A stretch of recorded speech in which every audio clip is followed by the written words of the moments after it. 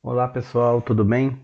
Então, continuando nossa aula, né? Nós vamos falar agora de recrutamento. No vídeo anterior, nós finalizamos a ideia de cargo, descrição e análise de cargo, ok? A partir desse vídeo, nós vamos tratar a ideia de recrutamento. Então, qual que é a primeira, né, a primeira intenção, qual que é o objetivo de se fazer recrutamento? Então, primeiramente, a empresa precisa de profissional no mercado, né? Então, na minha empresa preciso de profissional e eu tenho que buscar onde isso? Tenho que buscar no mercado. Outra, eu preciso saber se essa pessoa tem a capacidade em termos de conhecimento, habilidade e competência necessário para a função que eu estou precisando, para o cargo que eu estou precisando. Então a pergunta que se faz é: será que dentro da empresa não tem alguém que possa já ser transferido, né? Será que eu posso pegar e promover alguém para essa vaga que surgiu e eu estou buscando no mercado? Então são esses questionamentos que nós vamos fazer durante essa parte da aula. Tudo bem? Então aqui, a primeira coisa que nós temos que observar, como está o mercado de trabalho. Então você tem a ideia de oferta e você tem a ideia de procura, né? Então na economia a gente fala oferta e demanda, né? Então quando a empresa está ofertando ou quando a empresa está procurando, então existe aí uma demanda, né? Ok? Então quando existe oferta, as empresas estão ofertando muita vaga, então você tem abundância de oportunidade de emprego. Aí tem lá algumas variáveis que também são influenciadas por conta disso, né? Então o salário tende a ser um pouco mais competitivo, condição de trabalho, as empresas se preocupam um pouco mais porque existe uma concorrência pelo mesmo profissional, ok? Então tem muita oportunidade, mas talvez não tenha tanto profissional. Então o que que faz? A empresa que, eu vou usar um termo assim bem simples, tá? A empresa que pagar mais leva, ok? E quando, né, não tem tanta oportunidade, você tem uma procura maior, né? Então quer dizer, tem pouca vaga de trabalho, né, mas e tem muito profissional no mercado. E aí a situação se inverte. Se inverte de que maneira? Normalmente, a primeira coisa que acontece é a questão do salário. Ele tende a ser um pouco menor, ele tende a ser um pouco mais, como é que fala, mais regrado, né? Não há tanta esplendor ali na margem, mas ainda você tem que fazer com que a vaga seja disponibilizada para o profissional mais apropriado. Então, muitas vezes, para cargos que precisam de uma qualificação um pouco maior, você acaba acompanhando a regra de mercado. Vamos falar, por exemplo, de um analista de supply chain que com um bom nível de experiência, ele está ganhando de 4 a 5 salários mínimos. Então a empresa acaba fazendo o quê? Se adaptando por ali, né? Então, se eu não tenho condições de pagar 4, eu pago 3,5, mas dou um pacote de benefício. Faça alguma coisa para que chame a atenção desse profissional. Observe que eu disse, com um bom nível de experiência, não é um profissional que está iniciando carreira, ok? Então é mais ou menos isso. Então, sabendo de como o mercado de trabalho opera, né? Ou seja, quando tem muita oferta de trabalho ou quando tem pouca oferta de trabalho, nós precisamos entender quais são os impactos, né? Como é que as grandes variáveis, né? Principalmente o mercado e o departamento de gestão de pessoas, em alguns cantos chama-se RH, como é que isso é impactado por esse mercado de trabalho, né? Então vamos dar uma olhadinha aqui. Então vamos lá. Quando o mercado de trabalho está em oferta, então você tem lá fortes investimentos em recrutamento para atrair candidatos, né? Então, os critérios de seleção são mais flexíveis, são menos rigorosos, investimento em treinamento para compensar a inadequação dos candidatos. Isso é importante, porque o que acontece? Muitas vezes o profissional vem de uma outra área, ele tem conhecimento naquilo que ele vai operar, mas ele vem de um outro segmento e vem com, eu vou usar o termo vício, tá? Ele vem com alguns vícios que precisam ser tratados, eles precisam ser alinhados com o segmento que está contratando ele. Então é necessário fazer treinamento, é necessário fazer capacitação e o realinhamento de conhecimento. Alguns autores tratam isso de uma outra forma, né, que é a ideia das soft skills, né, as habilidades mais flexíveis, né, a coisa assim mais de comportamento, né? Então, o que acontece? Você precisa de qualquer forma realinhar esse conhecimento. Então, o que a pessoa tem de bom, nós vamos dizer beleza, ok, vamos compartilhar na equipe e aquilo que ela precisa aprender e desenvolver, a equipe também vai de alguma forma colaborar, ok? Como eu disse, né, aqui ó, a oferta de salário é estimulante para atrair o candidato, investimento em benefícios também é muito interessante. Primeiro se dá o ênfase no recrutamento interno para reter os funcionários atuais, né, e principalmente trabalhar uma ideia chamada plano de carreira. Aproveitar, deixa e perguntar para você que está me ouvindo agora, você já fez algum plano, né? Eu vou ser repetitivo, tá? Ó, algum plano baseado em plano de carreira? Ou seja, você já desenvolveu esse documento ou então pensou como é que você está qual é a ideia do seu plano de carreira? Eu vou traduzir numa linguagem mais próxima, assim, né, do nosso dia a dia, perguntando assim, onde queremos estar daqui 5 anos? Então, com base neste questionamento, nós temos condição de falar assim, olha, pera lá, se eu quero ser gerente daqui a 5 anos, eu preciso pensar na minha carreira. Então, o que precisa um gerente? O gerente precisa disso, disso, disso, disso, disso, né? Então, o que eu preciso desenvolver para assumir o cargo de gerência? E aí você tem que trabalhar. Esse é o início, tá, do documento que você cria para si chamado plano de carreira, ok?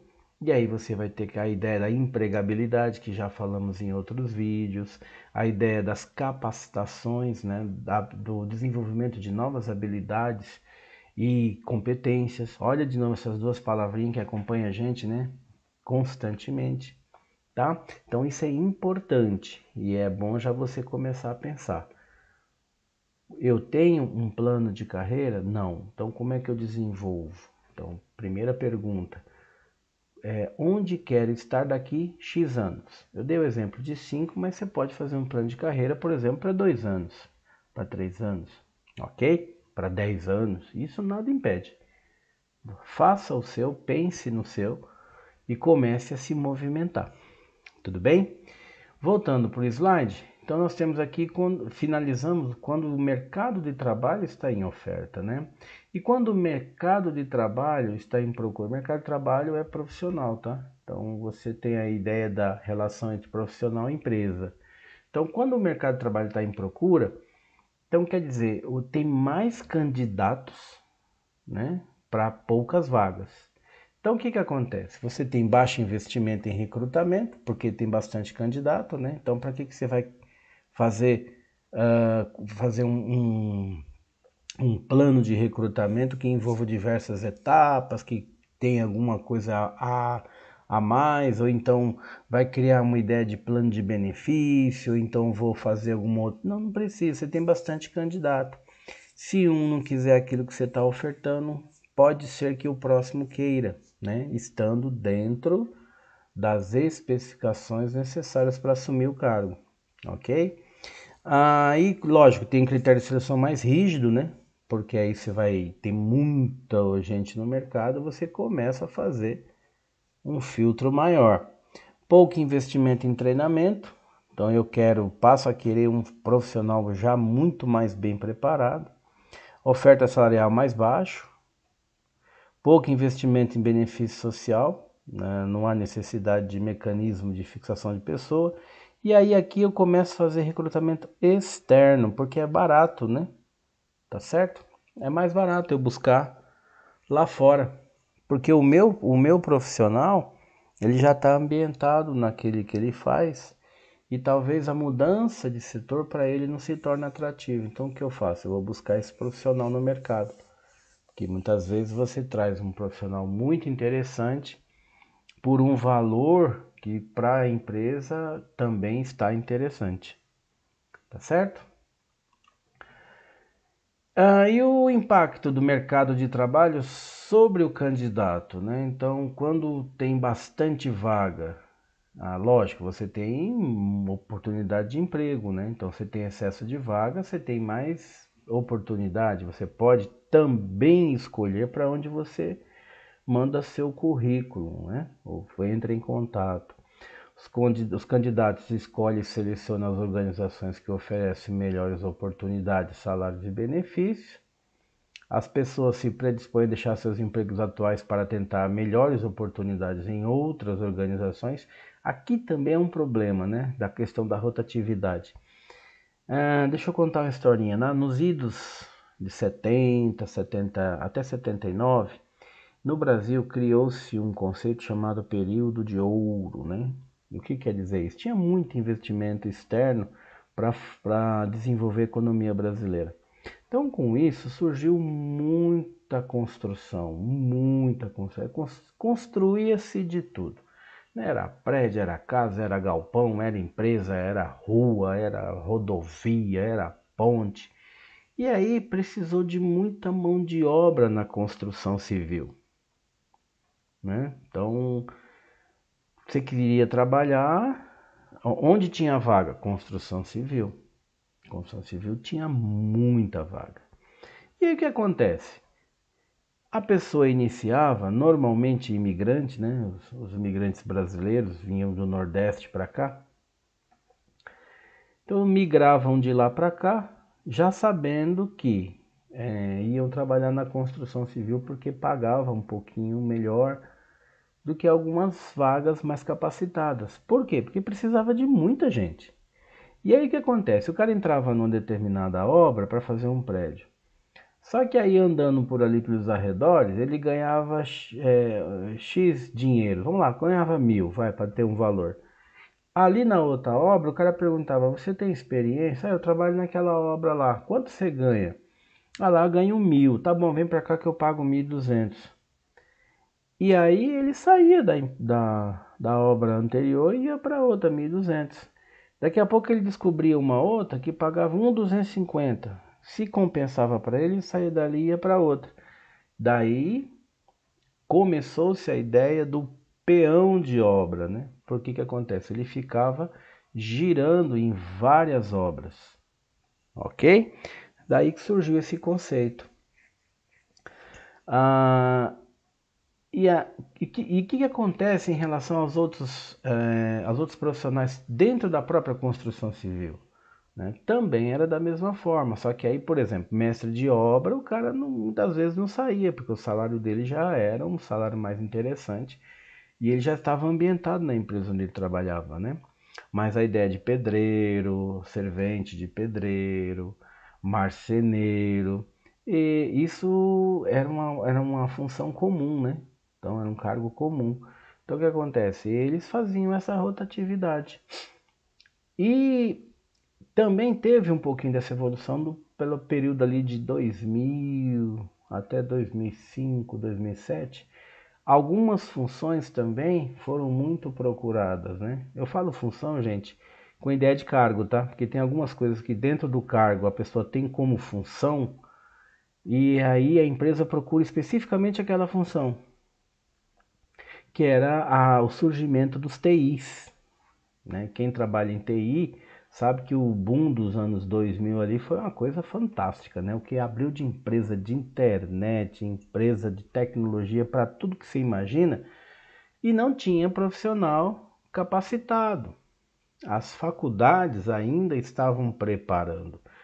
Quem não fez aqui um cursinho de informática naquela época, né? Tinha diversas escolas de informática. Procure por elas hoje. Você não encontra mais, né? Que esteja focado apenas na informática. Tem na informática também, mas ela já oferta outra coisa.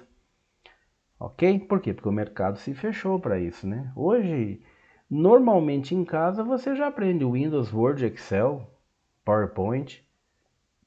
Os alunos do ensino médio, por exemplo, já apresentam seus trabalhos em escolas já baseado em PowerPoint. Tudo bem, não são todos, não estou generalizando, mas veja que o aluno, o adolescente, ele já tem esse acesso, ok? Então a tecnologia para ele já é o dia a dia. Observe aí o menino entre 14 e 19 anos que pergunte a um que não saiba mexer no TikTok, né? Facebook, aqueles vídeos do Google que é chamado de Shorts.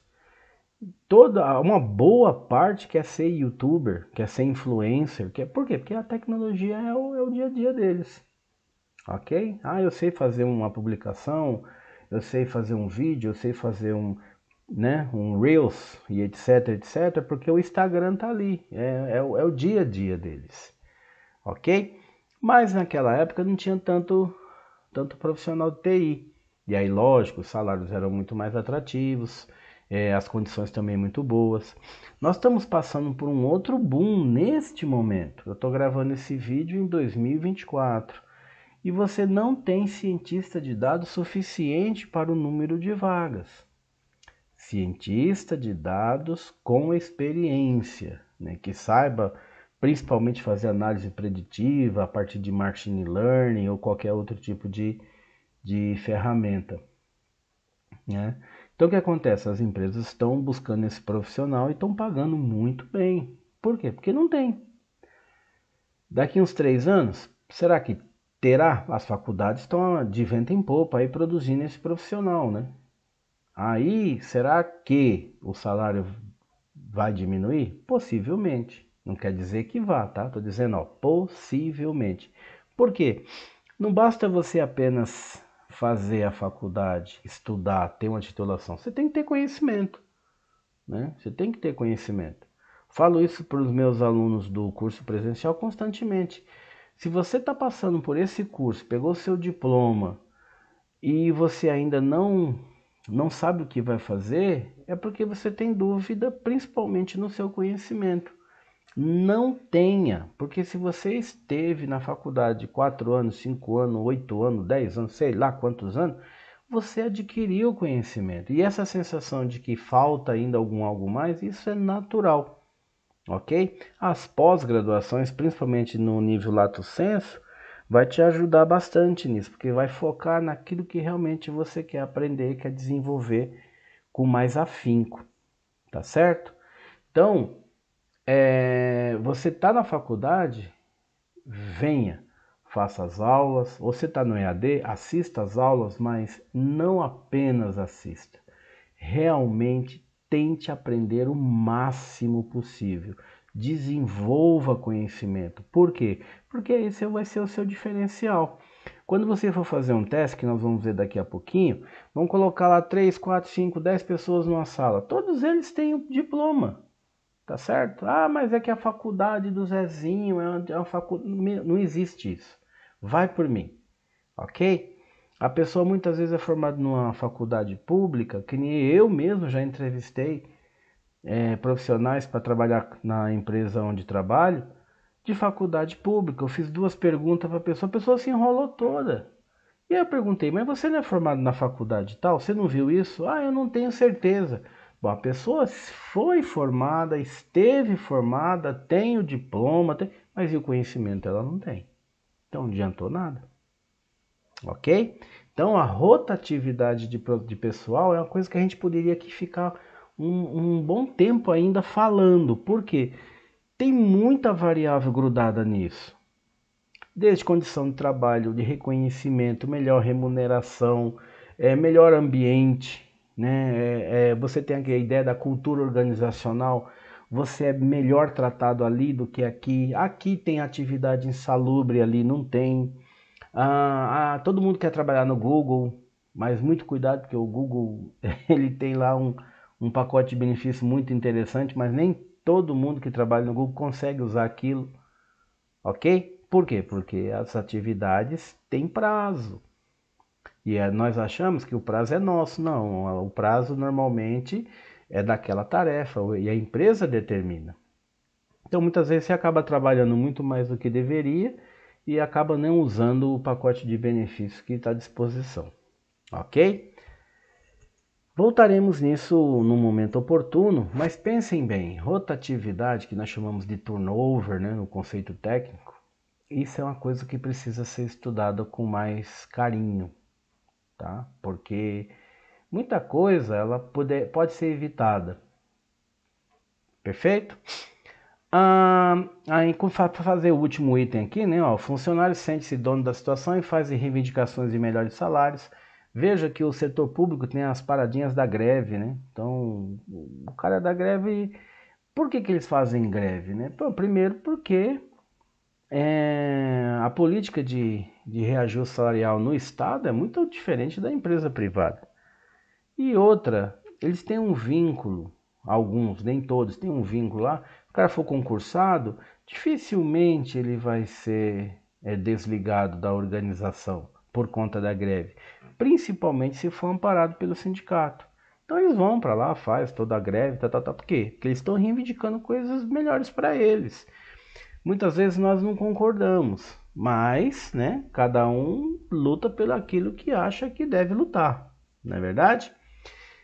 Outra coisa, né? O que o colaborador acaba fazendo? Ele, além de ele buscar melhor salário, ele quer um benefício melhor, então ele passa a se atrasar também, ele falta com mais regularidade. E aí na administração nós temos um conceito chamado absenteísmo, que nós também já vimos isso, tá? Que é a quantidade de falta e atraso. E dependendo do setor que você trabalha, isso atrapalha demais, demais, demais, demais. Você precisa de uma pessoa, sei lá, às 8 horas da manhã, o cara chega às 8h30, 9 horas, quando vai, né? Então, olha só, atrapalha a equipe, atrapalha o desenvolvimento, atrapalha a empresa, tá certo? Mas ele tá de boa, né? Porque tem bastante vaga, então se de repente a empresa dispensar daqui, ele entra acolá na outra empresa e assim vai, tá certo? Então esse é o impacto quando o mercado de trabalho está em oferta, ok? E quando não tem tanta vaga, quando o mercado de trabalho está em procura. Então quando você tem escassez de vaga, ou seja, o número de vaga é menor, você tem muito mais candidato, olha só o próximo item, ó. Candidato concorre entre si para conseguir as poucas vagas que surgem. Então, inclusive aceitando proposta salarial mais baixa, inclusive aceitando plano de benefício mais modesto, né? Não tem muito problema de indisciplina, nós vamos ver isso aqui embaixo, ó, eles tornam-se mais disciplinados, tá certo? Elas procuram se fixar nos empregos com medo, né? De, opa, isso aqui foi difícil conseguir, se eu perder isso aqui, será que eu vou ter outra dificuldade de novo? Então é melhor ficar aqui, tá certo? Então esses são os impactos, quando tem muita vaga e quando tem pouca vaga no mercado, pela visão do candidato, tudo bem?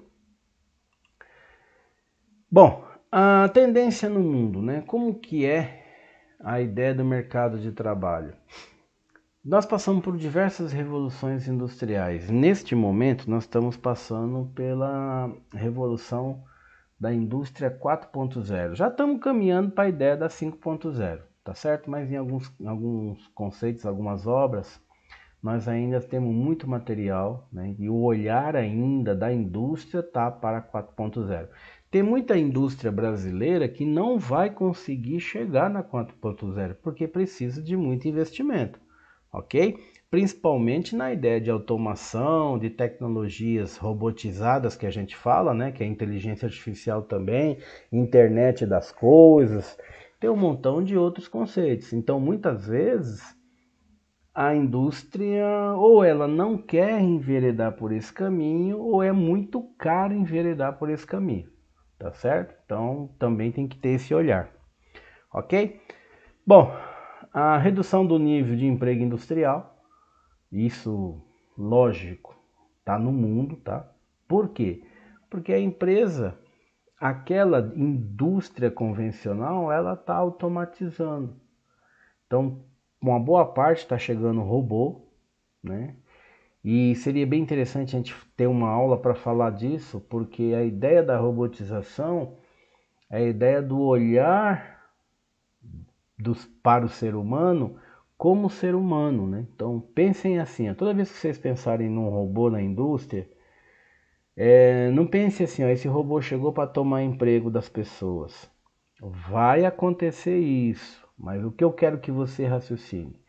Que o olhar da ergonomia é assim, o homem, né, o ser humano, o indivíduo, não foi feito para carregar peso excessivo, não foi feito para tarefas repetitivas em excesso, não foi feito para atividades monótonas, porque ele é um ser pensante. Então, sendo pensante, ele tem que desenvolver habilidade e competência para exercer funções que realmente ele possa colocar em prática a sua ideia de pensar, ok? E deixa o assunto de tarefas repetitivas, tarefas de carregar peso, tarefas monótonas para robô, né? Para automação. Tudo bem?